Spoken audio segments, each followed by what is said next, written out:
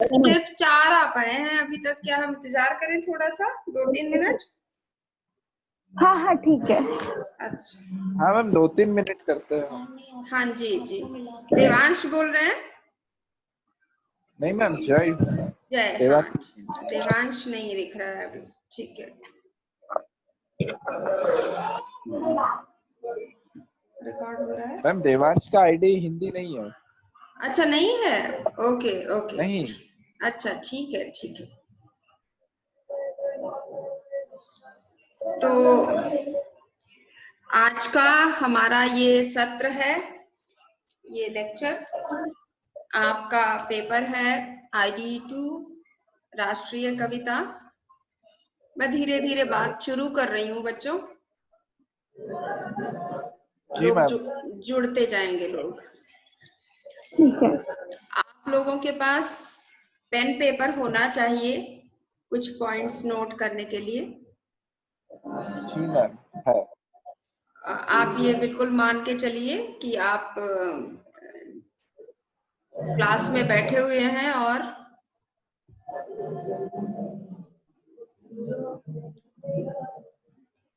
Class में ही पढ़ाई कर रहे हैं हम। तो हमारा जो इस पेपर का चौथा यूनिट रह गया था। अभी कोरोना लॉकडाउन के चलते हम ये जूम ऐप के माध्यम से ऑनलाइन कक्षा अपनी ले रहे हैं, कर पा रहे हैं। इस खंड में, इस यूनिट में हमारे कुल 4 कविताएं हैं। पहली कविता है भरत खंड के तुम हे जनगण, बालकृष्ण शर्मा नवीन की कविता है ये। और बालकृष्ण शर्मा नवीन की ही कविता है दूसरी है जो पथ निरीक्षण। इसके बाद हम इस यूनिट में हमारे दूसरे कवि हैं रामधारी सिंह दिनकर। रामधारी सिंह दिनकर की भी 2 कविताएं हमारे कोर्स में रखी गई हैं, जिसमें से एक कविता है जनतंत्र का जन्म और दूसरी कविता है मंगल आह्वान। ये चारों कविताएं हम ऑनलाइन कक्षा के माध्यम से ही पढ़ पाएंगे। तो जिस तरह से मैंने कल आज के इस क्लास का शेड्यूल भेजा था, ठीक उसी तरह से अगली 3 कविताओं की क्लास का भी शेड्यूल आप लोगों को भेज दूंगी समय समय पर। हो सकता है कि कल की क्लास में बालकृष्ण शर्मा नवीन की दूसरी कविता हम ले पाएंगे।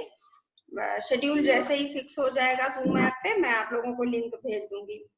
ठीक है, तो अब हम अपनी आज की कक्षा शुरू करते हैं। बच्चों, सबसे पहले हमारे लिए ये जानना जरूरी है कि बालकृष्ण शर्मा की ये कविता पढ़ें हम, भरत खंड के तुम हे जनगण। इससे पहले हम ये जाने कि बालकृष्ण शर्मा नवीन कौन है,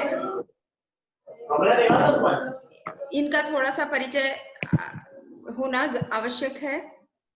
तो बालकृष्ण शर्मा नवीन का जन्म आप लोग स्क्रीन देख पा रहे होंगे। हाँ मैम। इनका जन्म 8 दिसंबर 1897 ईस्वी में हुआ था, अर्थात ये स्वतंत्र भारत में नहीं जन्मे थे। उस समय भारत गुलाम था, अंग्रेजों का शासन था हमारे यहाँ। ये जानना बहुत आवश्यक होता है, कवि का बैकग्राउंड, कवि की पृष्ठभूमि, उसका जन्म कब हुआ था, कहाँ हुआ था, इसलिए जानना जरूरी होता है। क्योंकि कवि जो लिख रहा होता है उसकी रचना पर उसकी पृष्ठभूमि का, उस समय की सामाजिक पृष्ठभूमि क्या है, राजनैतिक पृष्ठभूमि क्या है, सांस्कृतिक पृष्ठभूमि क्या है और किस स्थान पर कवि का जन्म हुआ है, इन सब का रचना पर प्रभाव पड़ता है। तो हम देख रहे हैं कि अंग्रेजी काल में बालकृष्ण शर्मा का जन्म हुआ था। मेघा, आपके फोन से बैकग्राउंड से कुछ आवाजें आ रही हैं, आप अपना ये ऑडियो म्यूट कर सकते हैं ताकि पीछे से आवाजें ना आए। हाँ हाँ मैम। और बालकृष्ण शर्मा नवीन की मृत्यु 29 अप्रैल 1960 ईस्वी में हुई थी। हमारे यहाँ जो आधुनिक काल में कविता के कुछ आंदोलन हुए थे, उसमें से साठोत्तरी कविता भी एक आंदोलन थी तो इनकी मृत्यु ही 1960 में हो जाती है। इसलिए ये बिल्कुल निश्चित हो जाता है हमारे लिए, बड़ा स्पष्ट हो जाता है कि बालकृष्ण शर्मा नवीन साठोत्तरी कविता के जन्म से पहले के कवि हैं। तो हमारे यहाँ उससे पहले कौन कौन हुए हैं?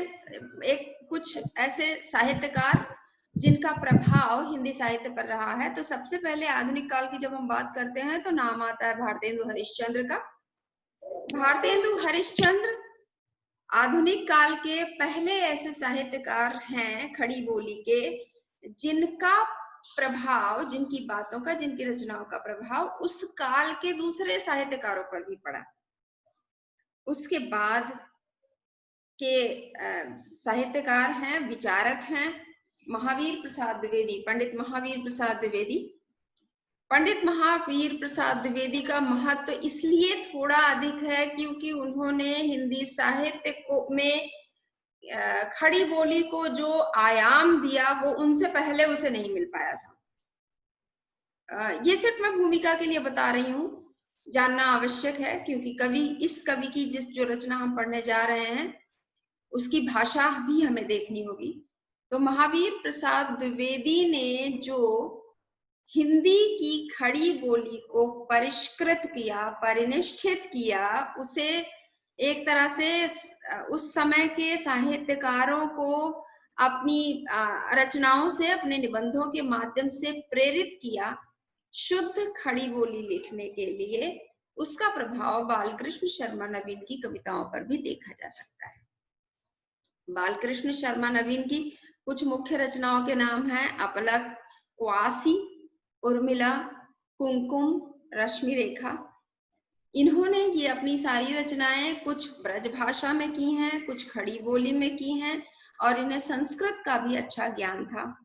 बालकृष्ण शर्मा नवीन को पद्म भूषण से भी सम्मानित किया गया था और इनका महत्व उस समय के भारत में और हिंदी समाज में इससे भी देखा जा सकता है। आप देख पा रहे हैं जो चित्र मैंने इस समय स्क्रीन पर लगाया हुआ है बालकृष्ण शर्मा नवीन का, ये एक डाक टिकट है, पोस्टल स्टैंप है ये डाक टिकट।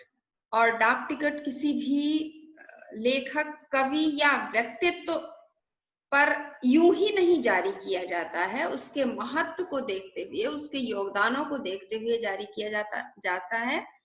और ये डाक टिकट 1989 का जारी किया हुआ आप लोग देख पा रहे होंगे है। तो ये एक थोड़ा सा परिचय है बालकृष्ण शर्मा नवीन का। इसके अतिरिक्त बालकृष्ण शर्मा नवीन 1920 में जब ये बीए फाइनल में पढ़ रहे थे, उस समय गांधी जी के सत्याग्रह आंदोलन के आह्वान पर वे कॉलेज छोड़कर व्यावहारिक राजनीति के क्षेत्र में आ गए।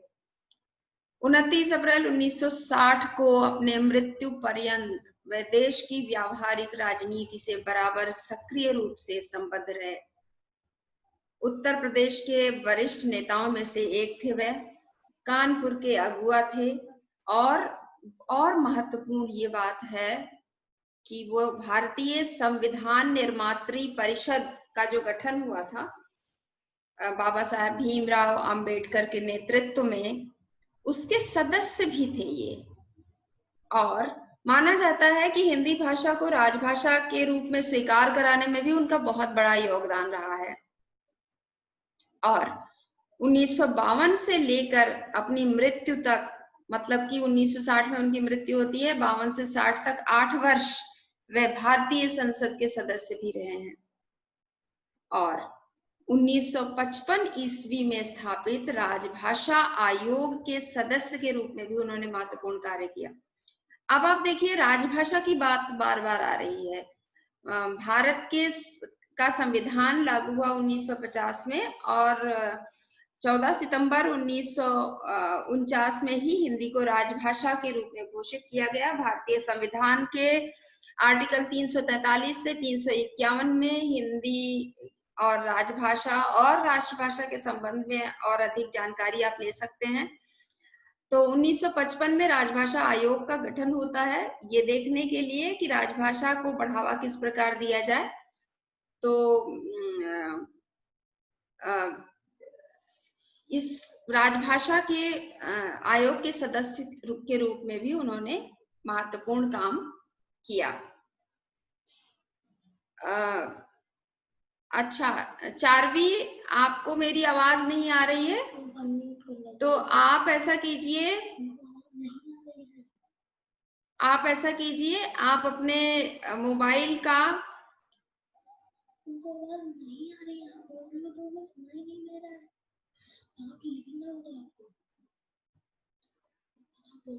चारवी को मेरी आवाज नहीं आ रही है, तो चारवी अपने मोबाइल का ऑडियो ऑन कीजिए।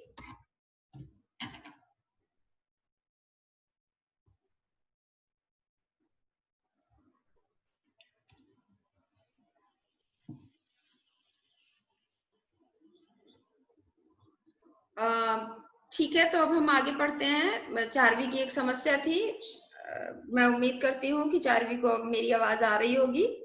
मेघा, क्या आप मुझे सुन पा रही हैं? हाँ मैम, सुन पा रही हूँ। ठीक है, तो हम बालकृष्ण शर्मा नवीन के और राजभाषा आयोग के वे सदस्य रहे और हिंदी राजभाषा के विकास में भी उनका योगदान रहा है, हिंदी को राजभाषा के रूप में विकसित करने में भी।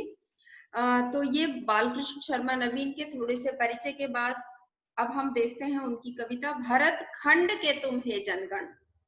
आप लोगों को याद होगा ये जो हमारा राष्ट्रगान है, जन गण मन अधिनायक जय हे, किसने लिखा है, क्या आप बता सकते हैं?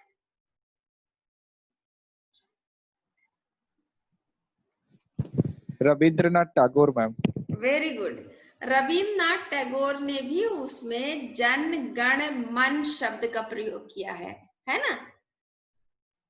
हाँ, जन गण मन अधिनायक जय हे, वो जय हे भारत भाग्य विधाता। भारत के भाग्य के विधाता कौन है?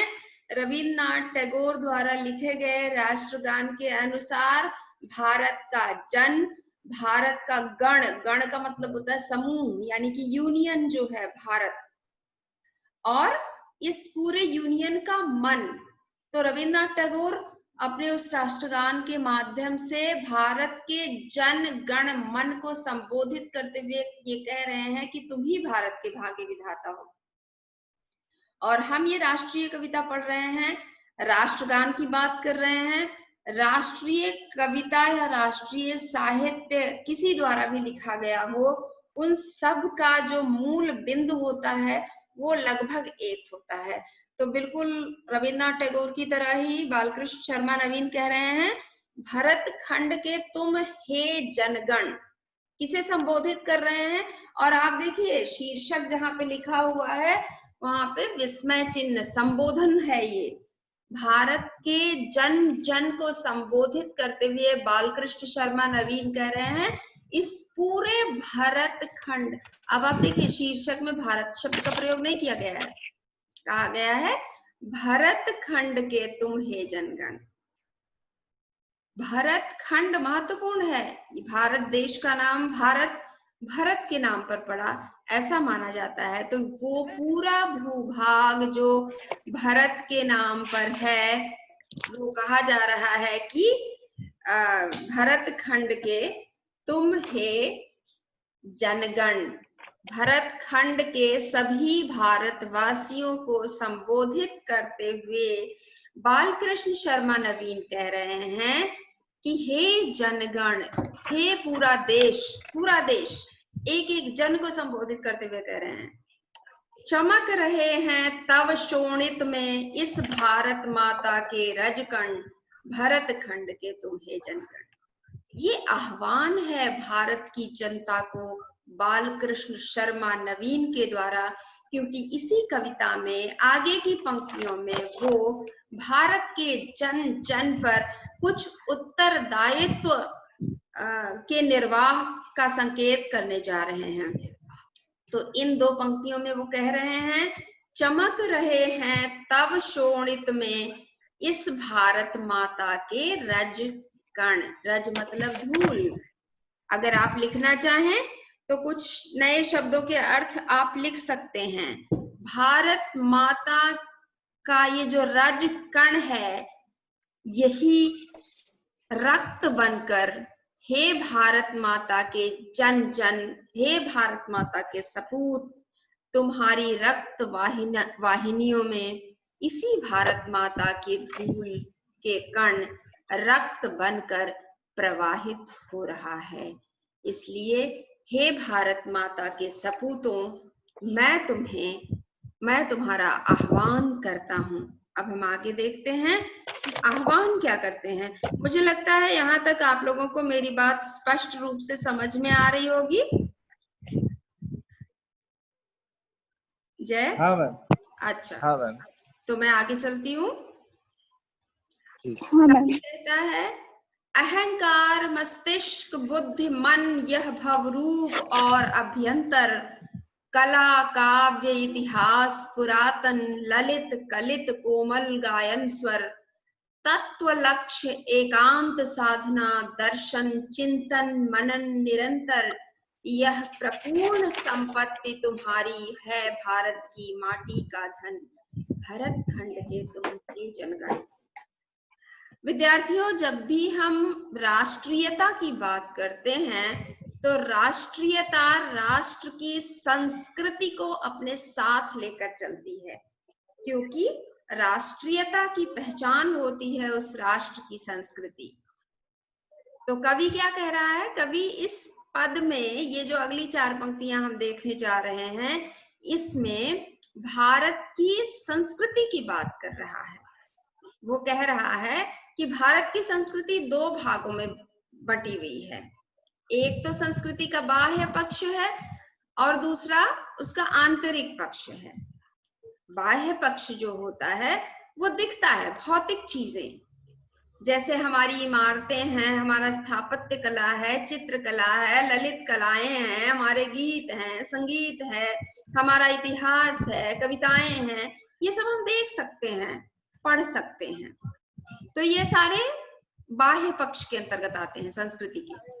लेकिन मानव मन, मानव बुद्धि, मानव, हमारी तत्व, हमारा दर्शन, हमारी साधना, भारतीय चिंतन, भारतीय मनन, ये सारे उसके आंतरिक पक्ष के अंतर्गत आएंगे।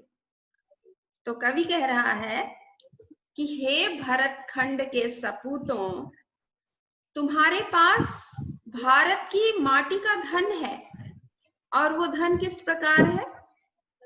वो पैसों के रूप में नहीं है, वो भौतिक संपदा के रूप में नहीं है, बल्कि वो भारतीय संस्कृति की, एक प्राचीन संस्कृति की लंबी विरासत है तुम्हारे पास संपत्ति के रूप में।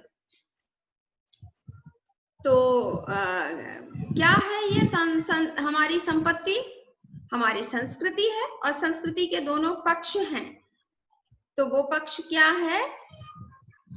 सबसे पहले तो अहंकार, अभी हम देखेंगे। हमारा मस्तिष्क, मानव मस्तिष्क, मानव बुद्धि, मानव मन, और यह सांसारिक रूप, ये सारा का सारा आप देख सकते हैं, ये सब कुछ भारतीय संस्कृति के अंग हैं, और भारतीय संस्कृति के आंतरिक अंग हैं। अभ्यंतर, अभ्यंतर मतलब आंतरिक। और हमारी कलाएं, हमारा काव्य, काव्य का मतलब सिर्फ कविता नहीं है, काव्य का मतलब संपूर्ण साहित्य है। इतिहास, प्राचीन इतिहास, इतिहास पुरातन अर्थात प्राचीन इतिहास। हमारी ललित कलाएं, ललित कलाएं कौन सी होती हैं? गीत, संगीत, है ना। और हमारा कोमल गायन स्वर, जो हमारे संगीत की जो एक लंबी परंपरा है। तत्व, लक्ष्य, हमारा भारतीय दर्शन, भारतीय दर्शन में जो तत्व चिंतन किया गया है, वो भारत की एकांत साधना, हमारे ऋषि मुनियों ने जो वर्षों तक एकांत साधना की है, उनकी साधना का फल भी भारतीय संस्कृति का अंग है, और इस देश के सपूतों के लिए वही संपत्ति है, भारत की माटी का धन है वो। भारतीय दर्शन, चिंतन, मनन, और ये निरंतर चलता आ रहा है। ऐसा नहीं है कि एक बार होकर रुक गया। तो ये सारा कुछ भारत की माटी में जन्मे सपूतों का धन है, उनकी संपत्ति है। कह रहे हैं यह प्रपूर्ण संपत्ति तुम्हारी है, ये सारी की सारी प्रपूर्ण समस्त संपत्ति तुम्हारी है और यही भारत की माटी का धन है। तो हे भारत खंड के जनगण सपूतों, तुम्हें तो विरासत में ये अनमोल संपत्ति मिली हुई है। तो क्या करना है? बालकृष्ण शर्मा नवीन कह रहे हैं तुम्हें इसकी रक्षा करनी है। आगे देखते हैं हम कविता। बालकृष्ण शर्मा नवीन कह रहे हैं कि आमंत्रण, अब देखिए आवाहन कर रहे हैं, क्या कह रहे हैं? आमंत्रण यह तुम्हें है कि इस माटी का श्रृंगार करो तुम, आवाहन है तुम्हें कि अपनी जननी का भंडार भरो तुम, युग कहता है कि इस भूमि का यह दरिद्रता भार हरो तुम, स्नायु तंतु सारंगी में हो सहश्रम वृंद वाद्य की झनझन, भरत खंड के तुम हे जनगण। कवि कह रहा है, पिछले पद में कवि ने कहा कि हे भारत माँ के सपूतों, तुम्हें विरासत के रूप में भारतीय संस्कृति की अनमोल संपदा मिली हुई है। तो अब तुम्हारी जिम्मेदारी बनती है और मैं तुम्हें ये आमंत्रण देता हूं कि ये जो इस माटी का धन तुम्हें मिला है, इसका और श्रृंगार करो तुम, इसे और सजाओ और संवारो और इसकी समृद्धि करो, इसको विस्तार दो। और फिर कहते हैं कि हे भारत माँ के सपूतों, तुम्हें आवाहन है कि अपनी जननी का भंडार भरो तुम, तुम्हें जो मिला है उसका उपभोग तो तुम करो, लेकिन उसके अतिरिक्त भी इसके भंडार को भरने का कार्य तुम करो। ऐसे कर्म करो कि भारत माँ का भंडार भरे। और यह समय कहता है, युग कहता है। मैं अभी थोड़ी देर पहले जब बालकृष्ण शर्मा नवीन का परिचय, आप लोगों से परिचय की बात कर रही थी, परिचय बता रही थी, तो मैं कह रही थी ना, समय का बड़ा महत्व होता है, किस समय में साहित्य लिखा गया है। तो ये कौन सा समय है जब वे साहित्य ये रचना कर रहे हैं? ये रचना उन्होंने अंत में आप देखेंगे 1955 में लिखी है। भारत अभी अभी स्वतंत्र हुआ है, और भारत जब स्वतंत्र हुआ था, अंग्रेज जब इसे छोड़कर गए थे, तो अंग्रेज इसकी सारी धन संपदा तो लूट कर लेकर चले गए थे। तो बालकृष्ण शर्मा नवीन इसीलिए भारत माँ के सपूतों को, पुत्रों को कह रहे हैं कि युग कहता है, ये समय कह रहा है, समय की मांग है कि इस भूमि की ये दरिद्रता का भार हरो। भारत तो सोने की चिड़िया था, इसे वापस सोने की चिड़िया बनाओ, अब ये तुम्हारी जिम्मेदारी है। तो युग कहता है कि इस भूमि का यह दरिद्रता भार हरो तुम। तो कैसे हरोगे? मेहनत करनी होगी। कैसे? स्नायु तंतु सारंगी, अपने स्नायु तंतुओं को, ये जो तुम्हारी जो वाहिनियां हैं, जो नसें हैं, जो स्नायु है, इनमें बल पड़ना चाहिए। इतना श्रम करो कि इनमें बल पड़े, और जब वो बल पड़े तो उससे थकान की आह ना निकले, बल्कि सारंगी का वादन सुनाई दे। और इस प्रकार अपने श्रम से, अपने स्वेद बिंदु से, अपने पसीने से तुम इस वाद्य को सजाओ। किस वाद्य को? जो तुम्हारी स्नायु तंतुओं से सारंगी बनी है, इस वाद्य को झंकृत कर दो, इस वाद्य को झंझना दो, अर्थात खूब मेहनत करो, और ये भूमि, ये भारत भूमि वापस सोने की चिड़िया बन जाए। हे भारत माता के सपूतों, मैं तुम्हें आमंत्रण देता हूँ, तुम्हें आवाहन करता हूँ। आगे इस कविता में कह रहे हैं, अब देखिए यहाँ पर कवि भारत की एकता की बात कर रहे हैं। भारत की संस्कृति जो पूरे देश को उत्तर से दक्षिण तक और पूरब से पश्चिम तक एक सूत्र में बांधती है। तो कैसे एक हैं हम, इसकी बात कवि इस पद में कर रहा है। कह रहे हैं एक धाम तुम, एक नाम तुम, एक बाण तुम, एक प्राण है तुम, एक राग में, एक यति गति में, सर्व उदय के गेय गान है तुम, श्रेय प्रेय साधना पूर्ण तुम, मानवता के नव विहान है तुम, स्वदोदक का अर्घ्य चढ़ाकर करो प्रात का संध्या वंदन, भरत खंड के तुम हे जनगण। कह रहे हैं एक धाम तुम, ये तुम सबका जो स्थान है ये कौन सा है? एक स्थान है। गुजरात अलग नहीं है, असम अलग नहीं है, कश्मीर अलग नहीं है, कन्याकुमारी अलग नहीं है, बल्कि ये सारा मिलकर एक धाम बनता है, एक स्थान बनता है। और इस पूरे एक धाम का, एक स्थान का एक नाम है भारत। तो नाम भी एक है। और एक बाण तुम सब एक ही बाना पहने हुए हो। कौन सा बाना है ये? बाना का मतलब वस्त्र भी होता है। एक ही तार में बंधे हुए, एक ही सूत्र में बंधे हुए हो। तो वो सूत्र कौन सा है जिसने तुम्हें बांध रखा है? वो भारतीय संस्कृति का बाना है, भारतीय संस्कृति का सूत्र है। और तुम सब में एक ही प्राण संचरित हो रहा है, एक ही प्राण वायु संचरित हो रही है। एक राग में सभी को एक ही राग सुनाई दे रहा है, एक यति गति में। यति गति ये सारे कविता के तत्व होते हैं। कविता छंदों में लिखी जाती है ना, जैसे दोहा है, चौपाई है, सोरठा है, तो उसमें यति गति ये सब छंदों के तत्व होते हैं। तो जिस प्रकार कविता की यति गति होती है, उसी प्रकार जीवन की भी यति गति होती है। अर्थात जिस प्रकार कविता की लय होती है, राग होता है, ठीक उसी प्रकार जीवन का भी राग होता है, जीवन की भी लय होती है। अब आप देखिए, आज सुबह शायद आप लोगों ने सुबह 9 बजे प्रधानमंत्री का संदेश सुना होगा। अगर सुना होगा तो उसमें वो क्या कह रहे हैं कि हमें शाम को 5 तारीख को रात 9 बजे 9 मिनट के लिए अपनी बालकनी में एक मोमबत्ती जलाकर हम सबको, पूरे देश को खड़ा होना है। किस लिए खड़ा होना है? ये बताने के लिए कि जो लोग भी इस समय इस कोरोना महामारी से देश में लड़ रहे हैं, वो अकेले नहीं हैं, बल्कि एक हैं।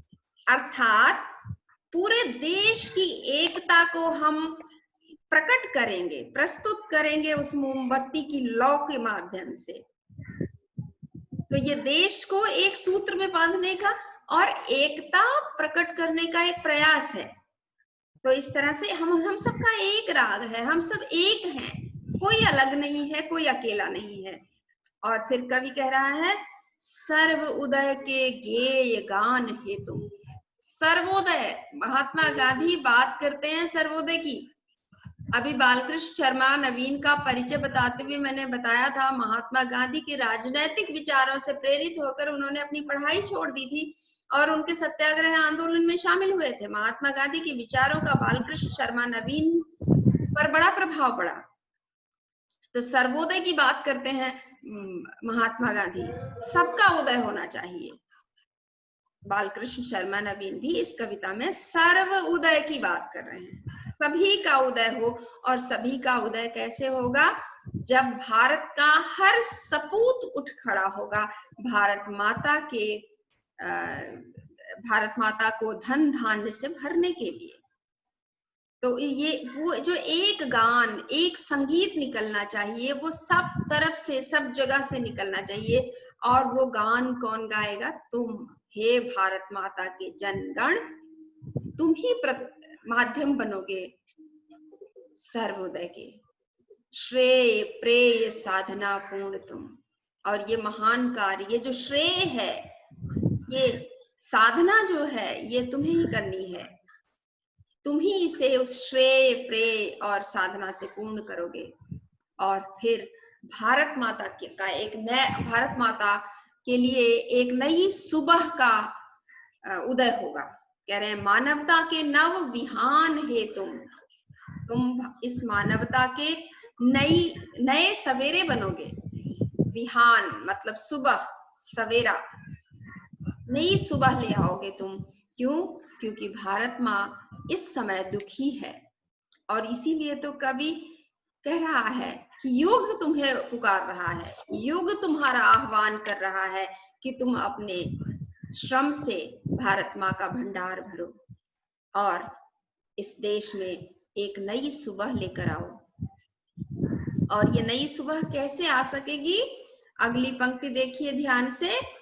स्वेदोदक का अर्घ्य चढ़ाकर करो प्रात का संध्या वंदन। संस्कृति और राष्ट्रीयता साथ साथ मिल गए हैं यहाँ पर। आप देखिए, भारतीय संस्कृति है, हम सुबह उठते हैं, स्नान करते हैं और सूर्य को अर्घ्य देते हैं। आपने भी अपने घर में अपने बड़ों को सूर्य को अर्घ्य देते हुए अवश्य देखा होगा। तो कवि कह रहा है कि हमें भी जब वो नई सुबह आएगी तो उस प्रात का संध्या वंदन तुम करोगे। संध्या वंदन, अब आप संध्या शब्द से भ्रमित न हो जाइएगा। संध्या का मतलब सिर्फ शाम नहीं होती है, संध्या का मतलब संधि काल होता है और 24 घंटे में ये संधि काल 2 बार होता है। एक बार तब जब सूर्योदय हो रहा होता है और एक बार तब जब सूर्यास्त हो रहा होता है, क्योंकि ये दोनों ही समय संधि काल होता है। तो और इस दोनों ही समय की जाने वाली पूजन अर्चन और वंदना को संध्या वंदन कहा जाता है। तो कवि कह रहा है कि अर्घ्य चढ़ाओगे उस सुबह को, उस प्रात को, लेकिन वो अर्घ्य किसका होगा? वो जल का नहीं होगा, बल्कि वो स्वेदोदक का होगा। स्वेद ओदक, स्वेद होता है पसीने की बूंदें, तो अपने श्रम का अर्घ्य चढ़ाओगे। इतना श्रम करना है आपको भारत माता का भंडार भरने के लिए। हे भारत माता के जनगण, हे भारत माता के सपूतों, मैं तुम्हारा आह्वान करता हूं। और इस प्रकार यहाँ पर ये कविता पूर्ण होती है। आप लोगों को मुझे उम्मीद है कविता समझ में आ गई होगी। जय। हाँ मैम। कविता समझ में आ रही है? जी मैम, समझ में आ रही है। ठीक है, हम आगे चलते हैं। अब आप देखिए, मैंने पहले कहा था ये कविता 1955 में लिखी गई है और इस समय बालकृष्ण शर्मा नवीन भारतीय संसद के सदस्य थे, अर्थात भारतीय राजनीति में सक्रिय रूप से शामिल थे और इस समय वे राजभाषा आयोग के सदस्य भी थे जब ये कविता लिखी जा रही है। और इस कविता के माध्यम से वह भारत माता के सपूतों का आह्वान कर रहे हैं। कविता के मुख्य बिंदु हैं, सबसे पहली बात है कि वो भारत की जनता को संबोधित कर रहे हैं। कवि भारत की जनता को संबोधित कर रहा है। कवि का आह्वान है कि सब मिलकर इस धरती के भंडार को भरकर सजाएं। सभी भारतवासी एक हैं और उनका प्राण स्वर भारतीय संस्कृति है। सभी भारतवासी सर्वोदय की भावना रखें और अपने श्रम से भारत को भव्य बनाएं। कविता की भाषा खड़ी बोली है और इसका स्वर राष्ट्रीयता है, मतलब ये राष्ट्रीय कविता है और खड़ी बोली में लिखी गई है। और यहीं पर मेरी ये प्रस्तुति आज की इस कविता की पूर्ण होती है। अगर आप लोगों को कोई प्रश्न हो तो पूछ सकते हैं।